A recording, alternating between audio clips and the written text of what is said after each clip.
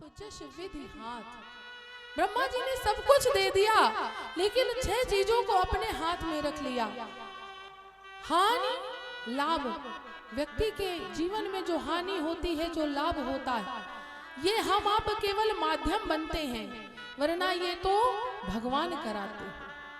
जीवन और मरण किसी के हाथ में नहीं है, ये विधाता के हाथ में है। यश और अपयश, कीर्ति जो होती है ना, ये हमको भगवान प्राप्त कराते हैं, विधाता लिख के भेजा है।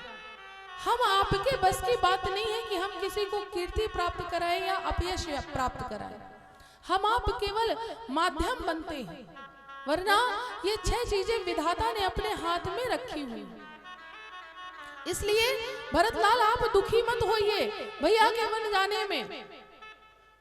और जहां तक मेरी मति कहती है ना भरतलाल, मैं सत्य कहता हूं, मुझे तो लगता है कि आपके भैया ही वन को जाना चाहते थे, इसीलिए ये घटना घटित हुई। भरत जी कहते हैं कि गुरुदेव मैं आपसे एक निवेदन करूं। गुरु जी ने कहा कि हाँ भरत बोलो। भरत जी ने कहा कि गुरुदेव यदि आप चाहते तो भैया वनवास न जा पाते। वशिष्ठ जी ने कहा कि कैसे? भरत जी ने कहा कि गुरुदेव कैकेयी जी ने 2 वरदान मांगे थे, और उन 2 वरदानों में पहला वरदान था भरत का टीका, और दूसरे वरदान में था राम को 14 वर्षों का वनवास। तो नियम ये कहता है, धर्म ये कहता है कि पहले पहला वरदान पूरा किया जाता, पहले मुझको बुलाया जाता, मेरा टीका कराया जाता, मुझको राजगद्दी पे बिठाया जाता, उसके बाद भगवान राम को वनवास भेजते। नियम ये कहता है। वशिष्ठ जी ने कहा मानो अगर भरत ये होता तो क्या हो जाता, क्या बदल जाता, क्या भैया वनवास नहीं जाते? भरत जी ने कहा नहीं जा पाते। कहे क्यों नहीं जा पाते? भरत जी ने कहा यदि आप मुझको बुलाते पहले और पहला वचन पूरा कराते तो एक राजा होने के अधिकार से मैं राम जी को वन जाने से रोक सकता था, उनको आदेश दे सकता था। अगर मैं राजा हो जाता तो मैं राम जी को आदेश दे देता कि वो वन नहीं जाएंगे, और मैं अपनी गद्दी को पुनः त्याग करके अपने भैया को राज सिंहासन पर बिठा देता, तो ये कुछ भी घटना घटित नहीं होती। गुरुदेव वशिष्ठ जी भरत जी की बात सुनते हैं, देखा जाएगा। अब तुम पिता के आदेश को जान करके अब राज सिंहासन पर विराजमान हो। आज भरत जी को अब कुछ समझ में नहीं आ रहा है कि मैं क्या करूं, क्योंकि देखिए जीवन में जब तक हमारे ऊपर बड़े का हाथ नहीं होता ना, तो व्यक्ति समझने की स्थिति में नहीं रहता। इसलिए जीवन में हर व्यक्ति के जीवन में किसी बड़े का होना बड़ा आवश्यक होता है। आज भरत जी अपने आप को इतना अकेला मान रहे हैं कि आज मेरे पिता इस संसार से चले गए, मेरे भैया वन को चले गए, आज मुझको समझाने वाला कोई नहीं है, मुझको उचित उपदेश देने वाला कोई नहीं बचा। आज भरत जी को दशरथ जी के ना होने का पहली बार ग्लानि हुई है कि एक पिता का जीवन में होना कितना आवश्यक होता है।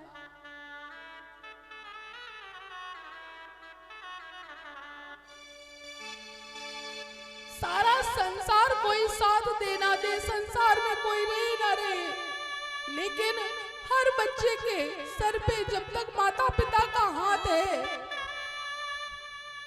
तब तक वो बच्चा हर प्रकार से सामर्थ्यवान है, और जिस दिन किसी एक का भी सर से हाथ हट जाता है, वो बच्चा मानो इस सृष्टि में सब कुछ होने के बाद भी अनाथ हो जाता है।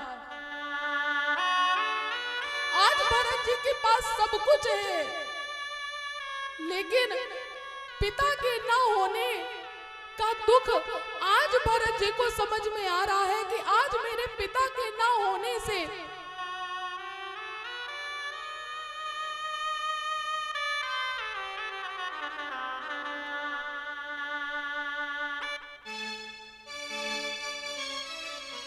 भरत जी कहते हैं कि गुरुदेव, आज मैं कुछ सोच नहीं पा रहा, कुछ समझ नहीं पा रहा।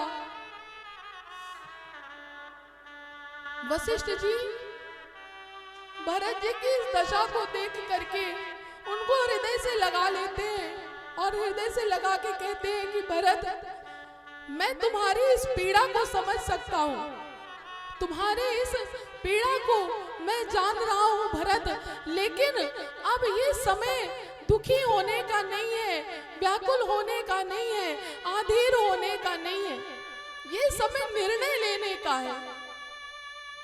भरत, मेरी बात मानो, तुम राज सिंहासन पर बैठ जाओ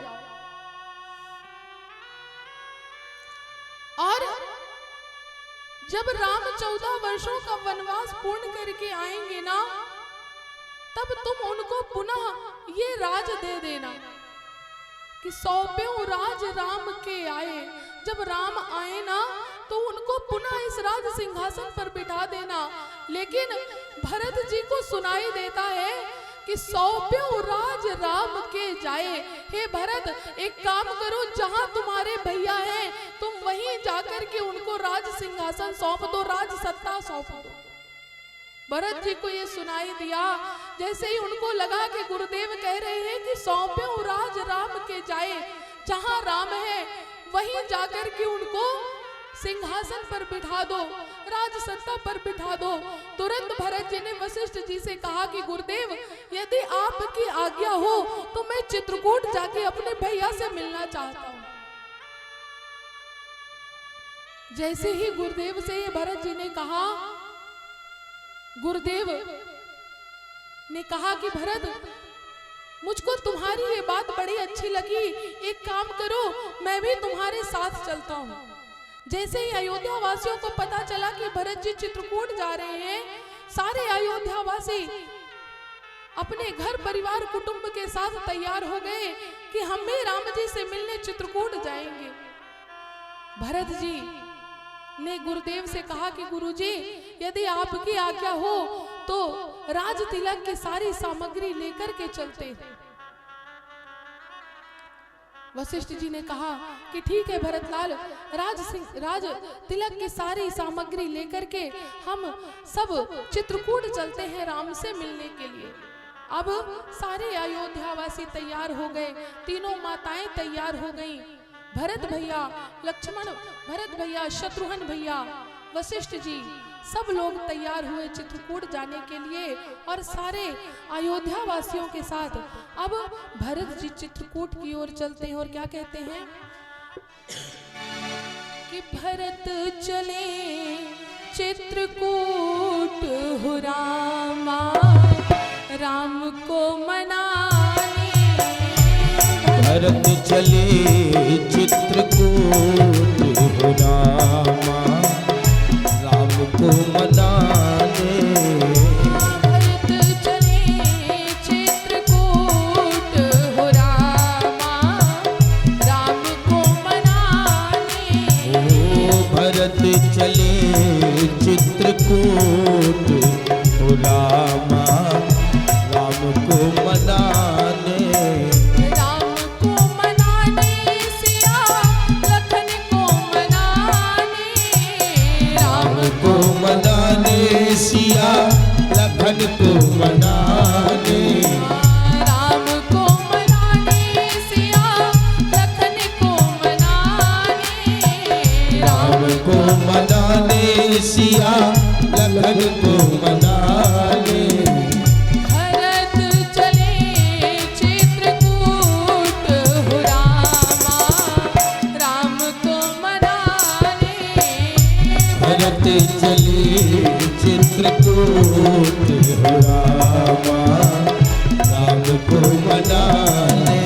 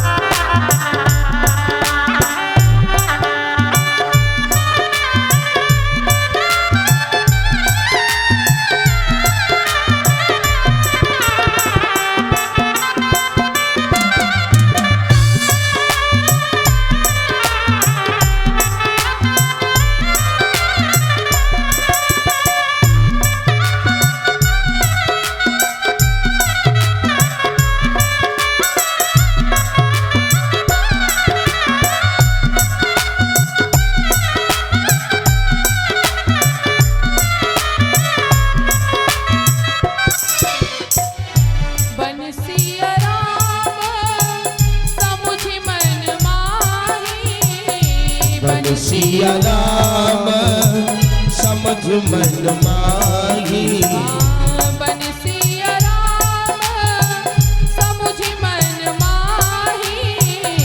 बंसिया राम समझ मन माही। सानुज भरत पया देहि जाहि। सानुज भरत पया देहि जाहि। सानुज भरत पया देहि जाहि। सानुज भरत पया देहि जाहि। संग साधक सब सयाने हो रामा। राम को मनाने भरत चले चित्रकूट हो रामा। राम को मनाने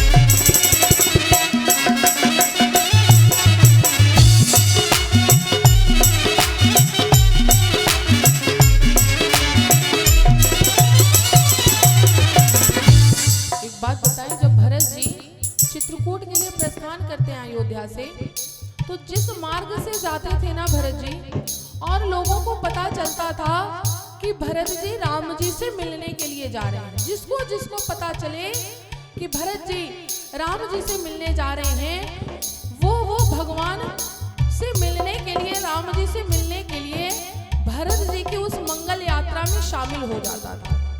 अब ये बताइए, आप में से कितने लोगों की इच्छा है कि हम भी भरत जी की इस मंगल यात्रा में शामिल हों, राम जी के दर्शन के लिए? पूरे पूरे हाथ उठा के मीठी मीठी तालियों के साथ। भरत चले चित्रकूट हो रामा, राम को मनाने। भरत चले चित्रकूट हो रामा, राम को मनाने। भरत चले चित्रकूट हो रामा, राम को मनाने। भरत चले चित्रकूट हो रामा, राम को मनाने। राम को मनाने सिया लखन को मनाने। राम को मनाने सिया लखन को मनाने। राम को मनाने सिया लखन को मनाने। राम को मनाने सिया लखन को मनाने। भरत चले चित्रकूट हो रामा, राम को मनाने। भरत चले चित्रकूट हो रामा, राम को मनाने।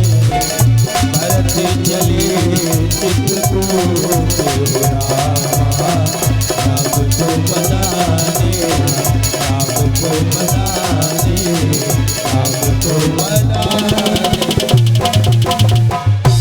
बोल दे श्री आनंद कंद भगवान की। जय हो। भरत भैया सबको लेकर के चित्रकूट की ओर प्रस्थान करते हैं। जिस क्रम से जब रघुनाथ जी वन की ओर गए हैं, जहां जहां निवास किया, विश्राम लिया, वहां वहां भैया भरत भी रुके। प्रथम रात्रि तमसा नदी के किनारे रुके। दूसरी रात्रि श्रृंगवेरपुर पहुंचे हैं भरत भैया। जैसे ही श्रृंगवेरपुर वालों को पता चला कि भरत जी सैन्य बल के साथ आ रहे हैं, तो निषाद राज गुह को लगा कि कहीं ये राम जी पर आक्रमण करने ना जा रहे हो, युद्ध करने ना जा रहे हो। इसलिए निषाद राज गुह ने सबसे कहा कि यदि भरत जी युद्ध की लालसा से आए होंगे तो उनको यहां से आगे नहीं बढ़ने दिया जाएगा, हम सब यहीं पे भरत जी को रोक लेंगे। और ये कह के निषाद राज गुह भरत जी से मिलने आए, और जैसे ही सुमंत जी ने बताया कि भरत जी ये आपके भैया के मित्र हैं, जब राम जी यहाँ आए तो निषाद राज गुह से गले से लगा कर के मिले थे, हृदय से लग कर के मिले थे। जैसे ही भरत भैया ने ये सुना कि मेरे भैया निषाद राज गुह को हृदय से लगाया था, भरत भैया तुरंत निषाद राज गुह को हृदय से लगा करके भेंट करने लग गए। जब भरत भैया का ये व्यवहार निषाद राज गुह ने देखा तो निषाद राज गुह ने पूछा कि भरत भैया आपने मुझको हृदय से क्यों लगाया? तो भरत जी ने कहा कि निषाद राज भैया आपको मेरे भैया ने हृदय से लगाया था, आपको स्पर्श किया था, आपको स्पर्श करने पे मानो ऐसा लगा कि मैंने अपने भैया को स्पर्श कर लिया। मैं ऐसा लगा आपको, आपसे गले लग कर के मानो मैं अपने भैया से गले लग रहा हूं, क्योंकि मेरे भैया ने आपको गले लगाया था और आपको गले लगा करके मुझको वही अनुभूति हो रही है। जब निषाद राज गुह ने भरत जी की इस बात को सुना तो वो समझ गए कि भरत भैया कभी राम जी के विमुख नहीं जाएंगे, विद्रोह नहीं करेंगे। और भरत भैया से क्षमा मांगने लगे कि भरत जी हमें क्षमा करिएगा, हम तो कुछ और ही समझ रहे थे। भरत भैया ने निषाद राज गुह से पूछा कि मेरे भैया कहाँ हैं? निषाद राज गुह ने कहा कि वो चित्रकूट में निवास कर रहे हैं, अब आप भी आज यहाँ निवास करिए, कल प्रातः हम सब चलेंगे भैया रघुनाथ से मिलने के लिए।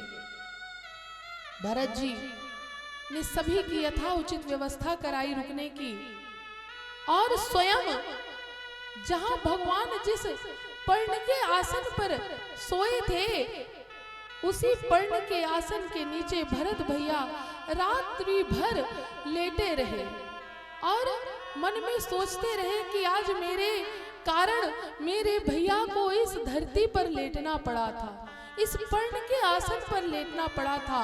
और ये सोच सोच के भरत भैया दुखी हो रहे। रात्रि भर ग्लानि में भरत जी ने काट दी। प्रातः काल हुआ, निषाद राज गुह ने सारी नौकाओं को एक साथ बुलाया और सभी को एक साथ गंगा जी के उस पार कराया। सारे सैन्य बल के साथ भरत जी गंगा के उस पार पहुंचे और अब यहां से भरत जी पैदल चल पड़े। नंगे पैर भरत जी तेज तेज चल रहे हैं, जैसे मानो मन में इतनी व्याकुलता हो रही है कि कितनी जल्दी मैं अपने भैया से मिलूं। भरत जी को कोई सुध बुध नहीं है कि मैं कहां चल रहा हूं, किस जमीन पे चल रहा हूं, कैसे चल रहा हूं। भरत भैया अपनी सुध बुध भूल करके बस चले जा रहे हैं, चले जा रहे हैं। जब माता कौशल्या ने भरत भैया की ये दशा देखी, अपनी पालकी को रुकाया और भरत जी से कहा कि भरत पुत्र एक काम करो, तुम घोड़े पर चलो, रथ से चलो, वरना तुम थक जाओगे और भैया से कैसे मिलोगे। मैं देखो भरत तुम्हारे पैरों की अपने दशा देखो, तुम्हारे पैरों से रक्त निकल रहा है, पैर में छाले पड़ गए हैं, घाव हो गए हैं। भरत तुम रथ पर बैठ जाओ, खड़ाऊ धारण कर लो, चरण पादुका धारण कर लो। भरत भैया ने कहा माता आपको मेरे ये पैर के घाव तो दिखाई दे रहे हैं और ये घाव तो कुछ दिनों में सही हो जाएंगे माता, लेकिन जो घाव इस भरत के हृदय पर हुआ है वो जब तक भैया के दर्शन नहीं पाएगा तब तक ये घाव भरने वाला नहीं है। माता आप इस घाव की चिंता मत करिए। ये घाव तो भर जाएगा, लेकिन भैया के वियोग में जो मेरे हृदय पे घाव हुआ है, वो जब तक मैं अपने भैया से नहीं मिल लूंगा, वो घाव खत्म होने वाला नहीं है। और माता आप कहती हैं कि मैं रथ पे चलूं। अरे मैं तो ये भी अपराध कर रहा हूं कि इस भूमि पर अपने पैरों से जा रहा हूं। मेरा धर्म तो ये कहता है कि जिस जमीन से, जिस मार्ग से मेरे भैया नंगे पैर गए हो, मेरी भाभी नंगे पैर गई हो, उस धरती पर मैं सिर के बल चल के जाऊं, उन चरण रजों को मैं अपने माथे पर विराजमान करा के जाऊं। अरे भरत अपने पैरों से चल रहा है, ये भी सबसे बड़ा अपराध कर रहा है।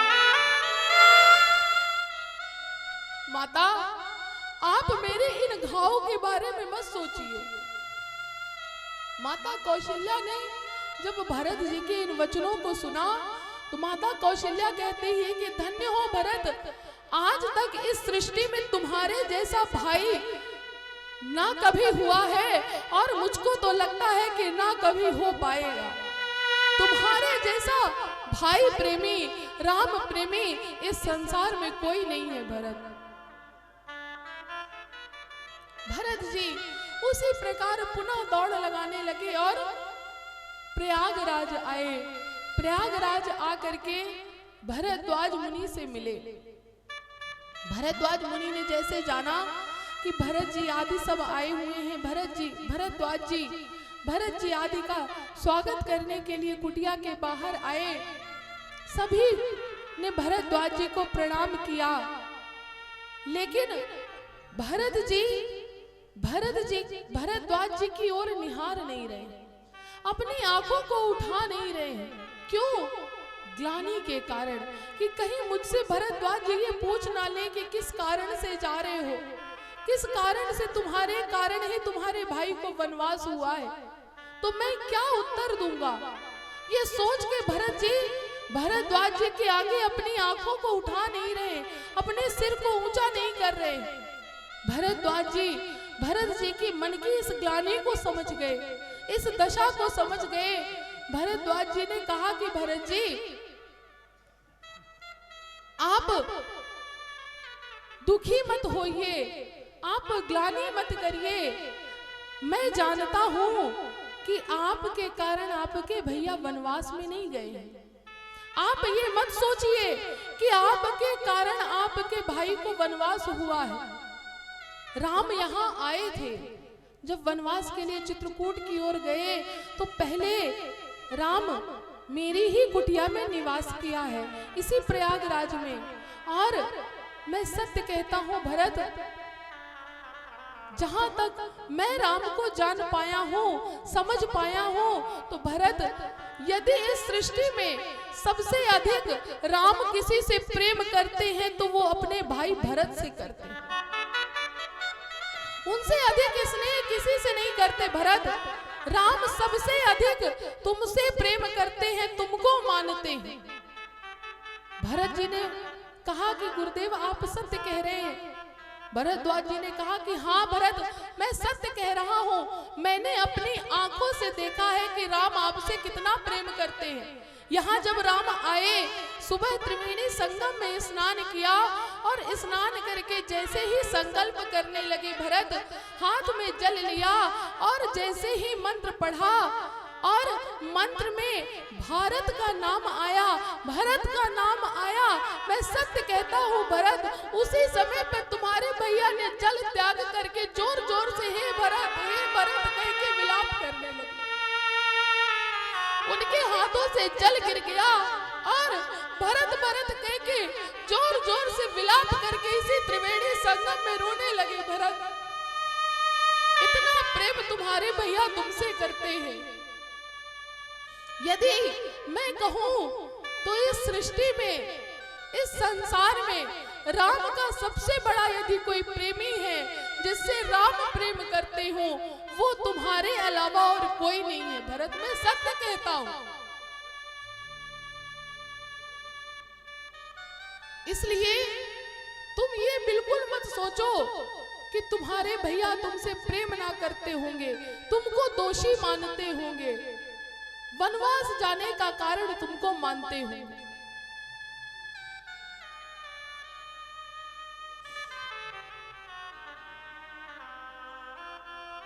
जैसे ही भरत भैया ने भरद्वाज जी के इन शब्दों को सुना, भरत जी ने कहा कि गुरुदेव आप सत्य कह रहे हैं, मेरे भैया मुझको याद करते हैं।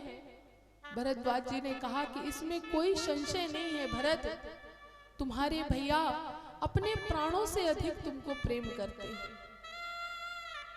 और रघुनाथ जी भरत जी से कितना प्रेम करते हैं, इसकी पराकाष्ठा तो तब पार हो गई जब राम जी वनवास जा रहे थे। तो मार्ग में सबसे पहले राम जी चल रहे थे, उसके पीछे पीछे माता सीता और उनके चरणों के बीच में लखन लाल भैया चल रहे थे। जब राम जी वनवास पहुंच गए और उनको लगा कि अब भरत मुझसे मिलने आने वाला है, तो राम जी ने वन देवी माता का आवाहन किया और कहा, हे वन देवी, मार्ग में जिस मार्ग से मेरा भाई भरत आए ना, उस मार्ग में जितने कांटे हों, जितने कंकड़ हों, जितने पत्थर हों, उन सबको आप हटा दीजिएगा। वन देवी माता ने पूछा कि प्रभु, क्या आपके भाई भरत आपसे भी सुकुमार है क्या? राम जी ने कहा, वो मुझसे सुकुमार नहीं है, लेकिन अगर उसको मार्ग में एक भी कांटा मिल गया, एक भी पत्थर मिल गया, तो वो जीवन भर इस ग्लानि में रहेगा कि मेरे कारण मेरे भैया को इन पत्थरों में चलना पड़ा, इन कांटों में चलना पड़ा। इसलिए वन देवी माता, आप अपने मार्ग के सारे पत्थरों को, सारे कांटों को हटा दीजिएगा और मेरे भरत को सुगम रास्ता प्रदान करिएगा, जिससे मेरा भरत दुखी ना हो। रघुनाथ जी भरत जी से इतना प्रेम करते हैं। भरत जी भरद्वाज जी को प्रणाम करते हैं और सारे जितने भी अयोध्या से आए थे लोग, सब त्रिवेणी संगम में स्नान करने के लिए चले जाते हैं।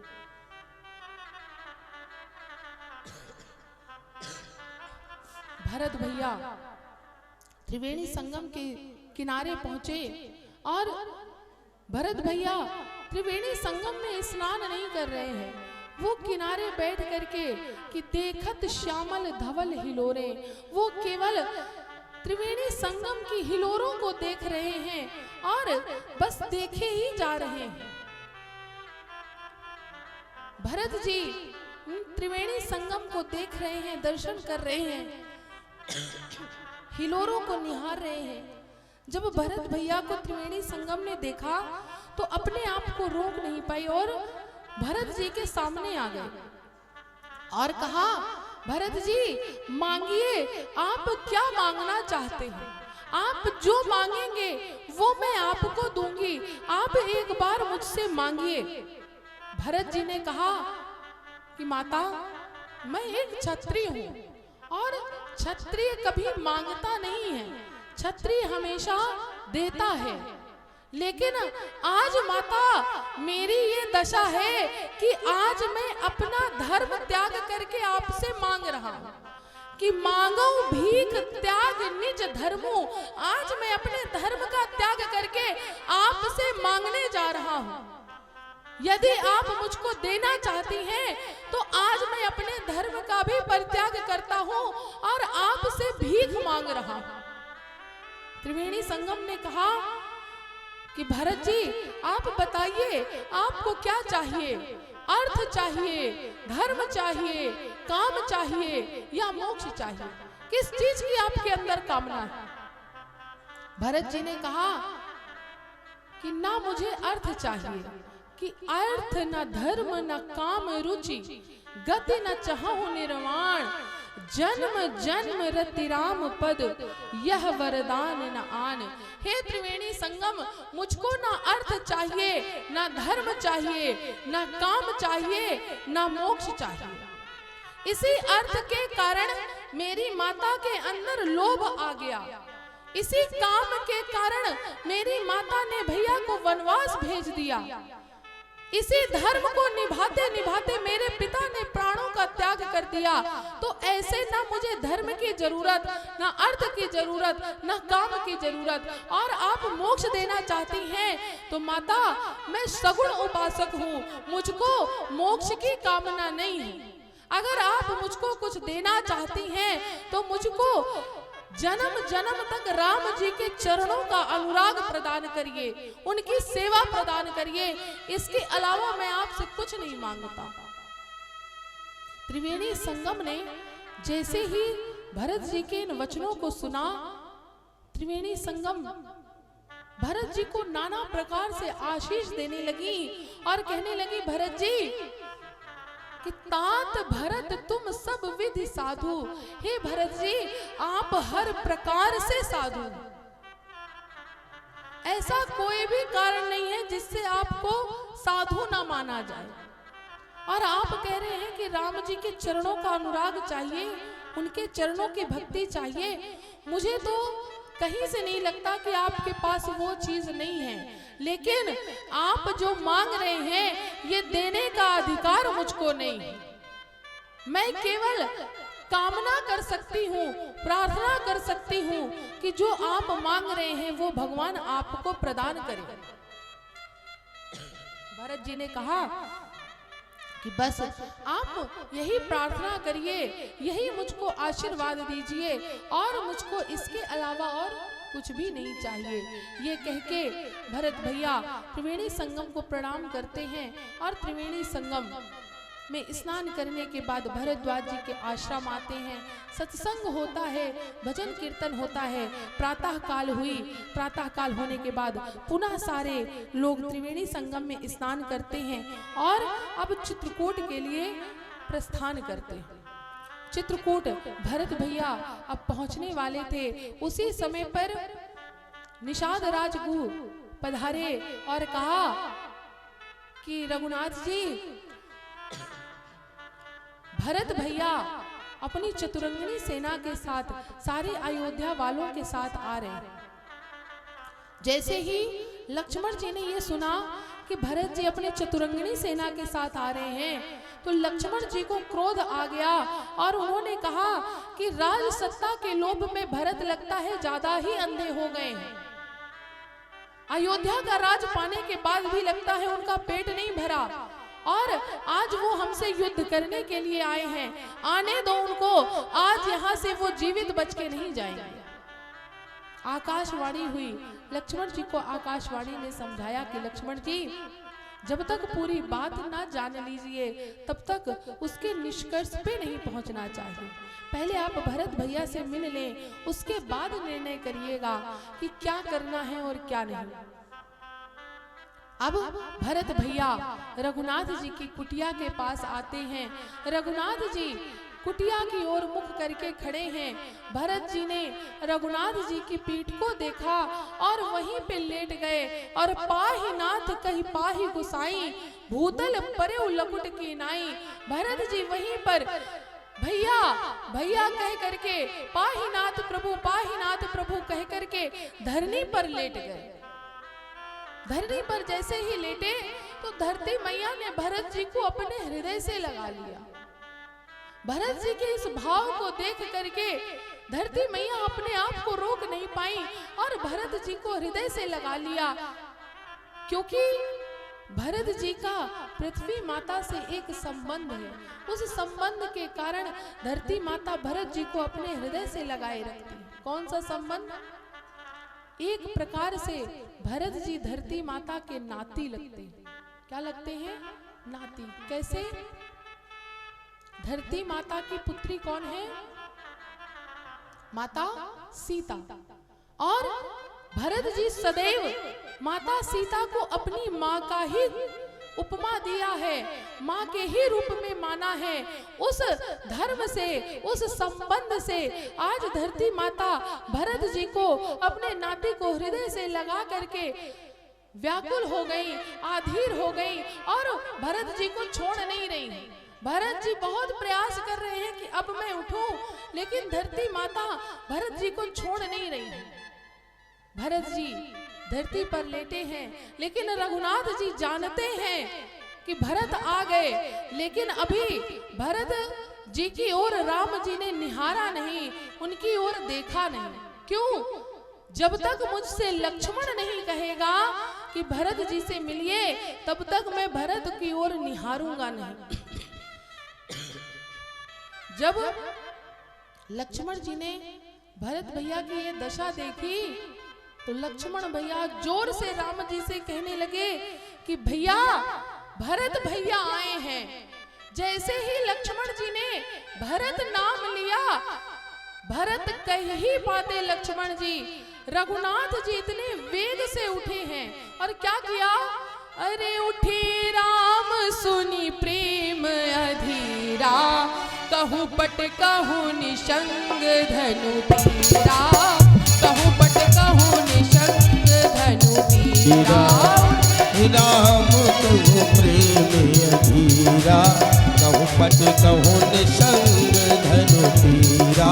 उठे राम सुनी प्रेम अधीरा, कहूँ पट कहूँ निशंग धनु तीरा। कहूँ पट कहूँ निशंग धनु तीरा, कहूँ पट कहूँ निशंग धनु तीरा। जैसे ही लक्ष्मण जी ने कहा कि भैया भरत आ गए, राम जी ने जैसे ही भरत सुना, पूरा नाम पूरा नहीं हो पाया, राम जी इतने वेग से पलटे हैं कि उनके वेग से इतने पलटे कि जो उन्होंने वक्ष स्थल पर पटका धारण किया था, वो पटका गिर गया, धनुष और बाण गिर गए, जो तरकश बांध रखी थी रघुनाथ जी ने, वो भी गिर गई। इतने वेग से भरत भैया का नाम सुनते राम जी पलटे हैं। हाँ, उठे राम सुनी प्रेम अधीरा, कहूँ पट कहूँ निशंग धनु तीरा। उठे राम कहूँ प्रेम अधीरा, कहूँ पट कहूँ निशंग धनु तीरा, कहूँ पट कहूँ निशंग धनु तीरा। देखिए, दर्शन करिए, यहाँ पर जब भरत जी से राम जी मिलने आ रहे हैं, तो उन्होंने 4 चीजों का त्याग किया। क्या? कहूँ पट कहूँ निशंग धनु तीरा, अर्थात अपने वक्ष स्थल पर डला हुआ पटका त्याग दिया राम जी ने। जो कमर में तरकश बांध रखे थे, उसको त्याग दिया राम जी ने। धनुष और बाण जो धारण कर रखे थे, वो त्याग दिया। कितनी चीजें हुई? 4 चीजें। और अब आप दर्शन करिए, जब भरत भैया आ रहे हैं चित्रकूट, जब त्रिवेणी संगम ने भरत जी से 4 ही चीजें मांगने के लिए कहा है। क्या क्या? अर्थ, धर्म, काम और मोक्ष। 4 चीजें भरत भैया ने त्याग करके राम जी के पास आए। आज राम जी भी भरत भैया को मिलने के लिए 4 ही चीजों का त्याग करके भरत भैया से मिलने जा रहे हैं। हाँ, उठे राम सुनी प्रेम अधीरा, कहूँ पट कहूँ निशंग धनु तीरा, कहूँ पट कहूँ निशंग धनु तीरा। उठे राम कहीं प्रेम अधीरा, कहूँ पट कहूँ निशंग धनु तीरा, कहूँ पट कहूँ निशंग धनु तीरा। मानो जो राम जी का पटका है, वो ये बताना चाहता है कि मैं 2 भाइयों के बीच में बाधा नहीं बनना चाहता। जब भी राम जी और भरत जी मिलेंगे, तो मैं उनके बीच में मिलने में बाधा नहीं बनना चाहता, इसलिए मैं अपने आप हटा जा रहा हूँ। मैं 2 भाइयों के मिलन में बाधा नहीं बनूंगा, इसलिए वक्ष स्थल से भगवान के पटका हट गया। धनुष और बाण कहते हैं कि मैं 2 भाइयों के बीच में युद्ध की निशानी के रूप में नहीं रहना चाहता। 2 भाइयों के प्रेम में मैं बाधा नहीं बनूंगा, युद्ध की निशानी के रूप में नहीं रहूंगा, इसलिए मैं हटा जा रहा हूँ। तरकश कहता है कि ये जो युद्ध जिससे होता है, वही मैं अपने आप में बांधे हुए हूँ, इसलिए मैं अपने आप स्वयं हट जाता हूँ। ना ये तरकश रहेगा, ना बाण उसमें रहेगा, ना ही 2 भाइयों के बीच में युद्ध होगा, इसलिए मैं स्वयं अपने आप हट जाता हूँ। इस प्रकार राम जी ने 4 चीजों का त्याग किया और भरत भैया से गले लग करके मिले। हाँ, उठे राम सुनी प्रेम अधीरा, कहूँ पट कहूँ निशंग धनु तीरा। उठे राम कहीं प्रेम अधीरा, पट कहो निसंग धनु धीरा, कहो पट कहो निसंग धनु धीरा। कहो पट कहो निसंग धनु धीरा, कहो पट कहो निसंग धनु। राम जी ने 4 चीजों का त्याग किया और भरत भैया को हृदय से लगा लिया। जैसे ही भरत भैया को राम जी ने हृदय से लगाया, चित्रकूट में जितने भी पत्थर है ना, जब उन्होंने इस दृश्य को देखा, वो पाषाण, वो पत्थर मोम की तरह पिघलने लग गए। जब राम जी और भरत जी के इस प्रेम भरे मिलाप को देखा, सारे चित्रकूट के पत्थर, पर्वत, पाषाण मोम की तरह पिघलने लगे और इस सुंदर दृश्य के दर्शन करने लगे। आकाश मार्ग से सारे देवता राम जी और भरत जी के इस मिलन को देख करके पुष्प वर्षा कर रहे हैं, प्रसन्न हो रहे हैं। भरत भैया, राम जी एक दूसरे से हृदय लग करके बड़ी देर तक मिले। भरत भैया ने लक्ष्मण जी से मिले। लक्ष्मण भैया भरत भैया को प्रणाम करते हैं और क्षमा मांगते हैं। भरत भैया ने कहा कि भैया, मैं अकेले नहीं आया, तीनों माताएं, अयोध्यावासी गुरु जी सब साथ आए। राम जी सबके स्वागत के लिए पहुंचते हैं, सबके स्वागत के लिए पहुंचे और गुरु जी का स्वागत किया, प्रणाम किया। तीनों माताओं में सबसे पहले रघुनाथ जी माता कैकेयी से मिलते हैं और कहते हैं कि माता आप कैसी हैं। जब माता कैकेयी ने राम जी के मुख से मां सुना, तो माता कैकेयी ने जोर से राम जी को पकड़ा और हृदय से लगा लिया और कहने लगी, राम, जब से तुम वनवास आए हो, मैं ये शब्द सुनने के लिए तरस गई थी। जब से तुम आए, मेरा भरत मुझको माता नहीं कहता। जब कैकेयी मैया ने ये कहा, तो राम जी ने कहा, माता, सारे संसार आपको त्याग दे, लेकिन आपका राम आपका कभी त्याग नहीं करेगा, आप निश्चित रहिए।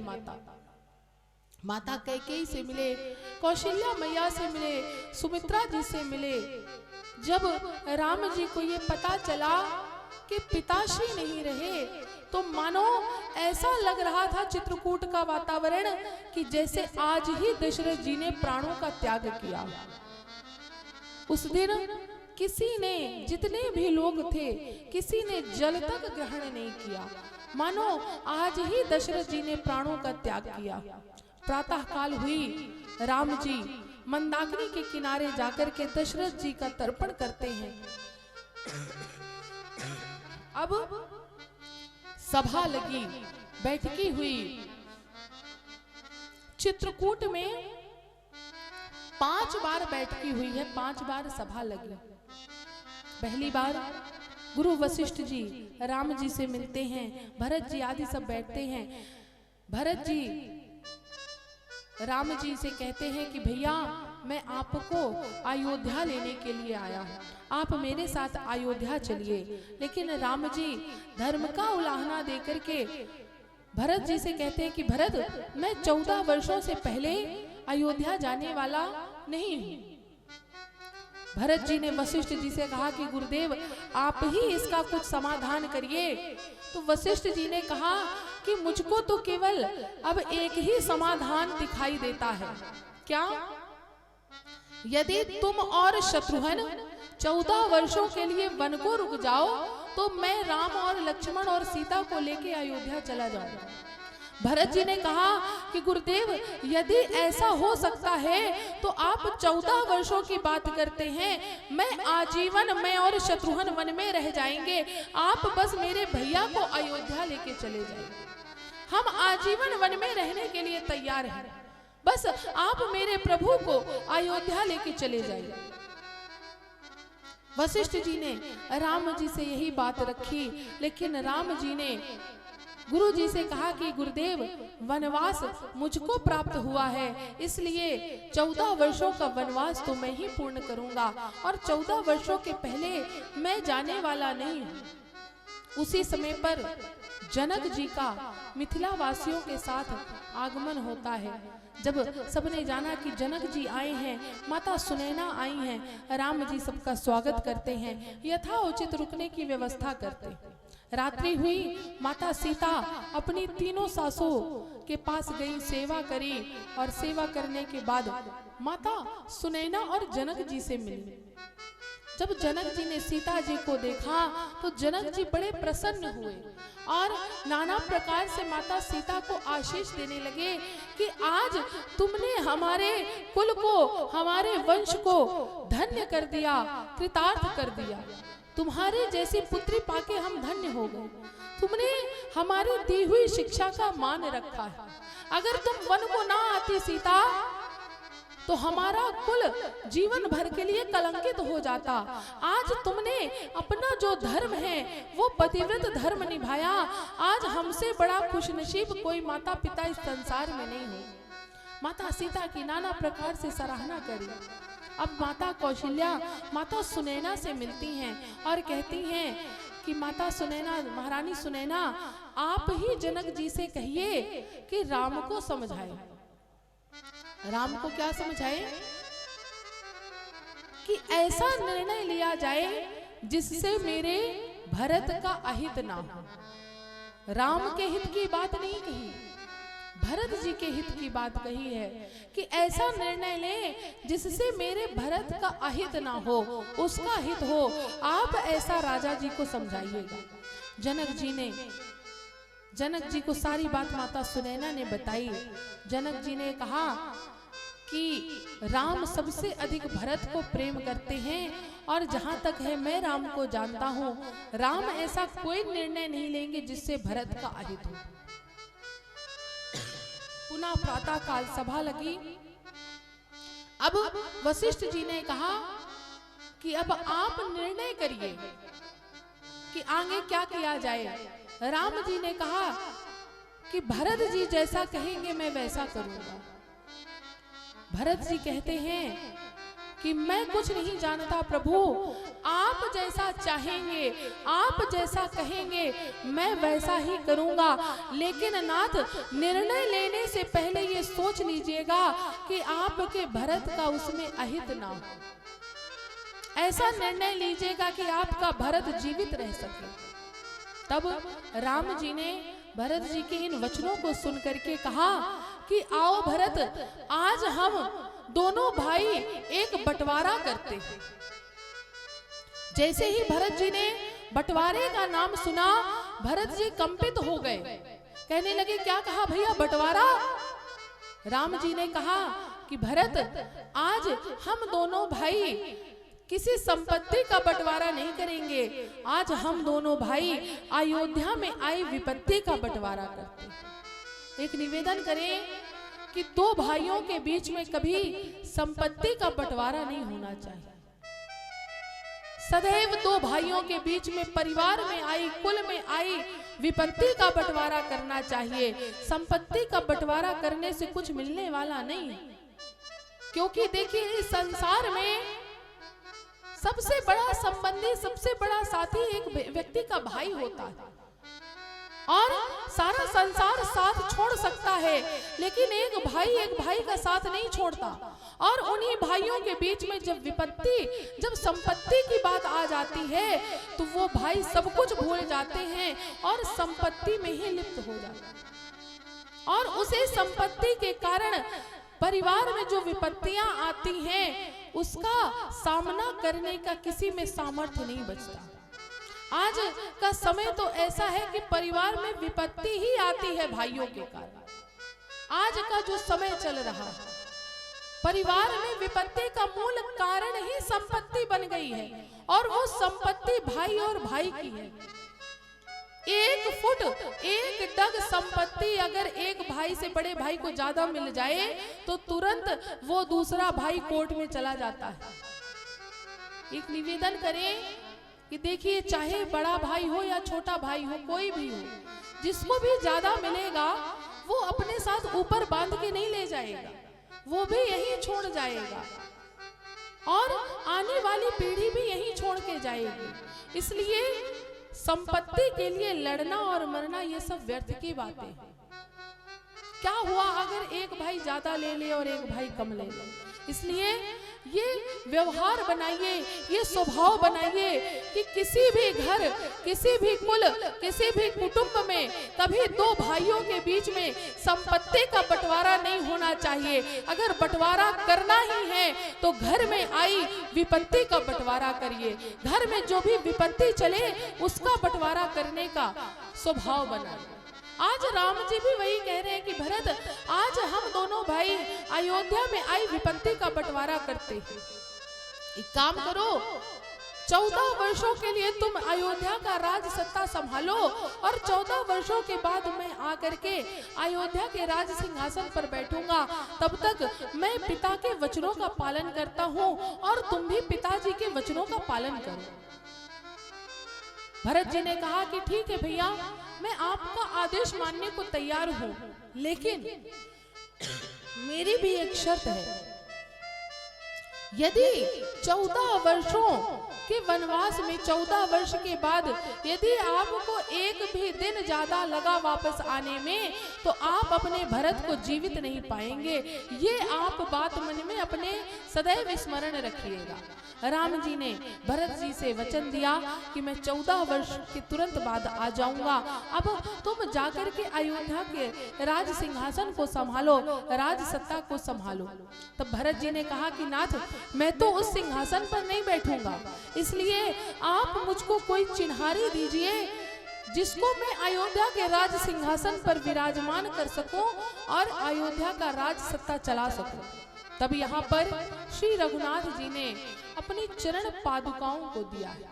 और ये कोई चरण पादुका साधारण पादुका नहीं है, ये साक्षात राम जी का वांगमय स्वरूप है। राम जी ने अपने वांगमय स्वरूप को खड़ाओं के रूप में भरत भैया को दिया। भरत भैया उस खड़ाओं को सिर पर धारण करके अब चित्रकूट से सारे अयोध्या वासी तीनों माताओं सबको लेकर के अयोध्या पहुंचते हैं और उन खड़ाओं को अयोध्या के राज सिंहासन पर विराजमान करते हैं, उनका पूजन करते हैं। उसके पश्चात स्वयं तपस्वी वेश धारण करके अब नंदी ग्राम में निवास करके अयोध्या की राज सत्ता को चलाते हैं। देखिए, भरत जी का चरित्र तो बहुत बड़ा है। अगर कहने जाया जाए ना तो बखान नहीं किया जा सकता है भरत जी के प्रेम को, भरत जी के चरित्र को। और एक निवेदन करें, यदि अपने जीवन में आप चाहते हैं कि हमारा जीवन सुखमय व्यतीत हो, हमारे संबंधों में जो कड़वाहट है, मलिनता है, वो दूर हो जाए, तो प्रत्येक व्यक्ति को भरत जी का चरित्र जरूर सुनना चाहिए। अगर भाई भाई एक रहना चाहते हैं तो भरत जी का चरित्र अवश्य सुनना चाहिए। और केवल सुनना नहीं, उसको अपने जीवन में उतारने का प्रयास करना चाहिए। तब तो आपके राम कथा सुनने का कोई फल है। भरत जी अब नंदी ग्राम में निवास करके अयोध्या राज सत्ता चलाते हैं। इधर यहाँ पर अब गोस्वामी तुलसीदास जी अयोध्या कांड को विश्राम देते हैं और आरण्य कांड में आते हैं। अरण्य कांड के प्रारंभ में ही भगवान चित्रकूट में निवास करते हैं। श्री रघुनाथ जी ने अपने 99 रास पूरे करके अब 100वां रास पूरा करने जा रहे थे। उसी समय पर जैसे ही राम जी 100वां रास पूरा करने की लीला प्रारंभ करते हैं तो क्या घटना चित्रकूट में घटित होती है, आइए दर्शन करते हैं। कि एक बार चुनी कुसुम सुहाए, एक बार चुनी कुसुम सुहाए, एक बार चुनी कुसुम सुहाए, एक बार चुनी कुसुम सुहाए, निज कर भूषण राम बनाए, निज कर भूषण राम बनाए, निज कर भूषण राम बनाए, निज कर भूषण राम बनाए। अब भगवान अपना 100वां रास पूरा करने के लिए लीला प्रारंभ करते हैं। एक बार चुन कुसुम सुहाए, निज कर भूषण